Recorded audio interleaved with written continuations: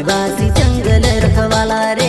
आदिकाल से जंगल में रह जया आदिवासी जंगल रखवाला रे।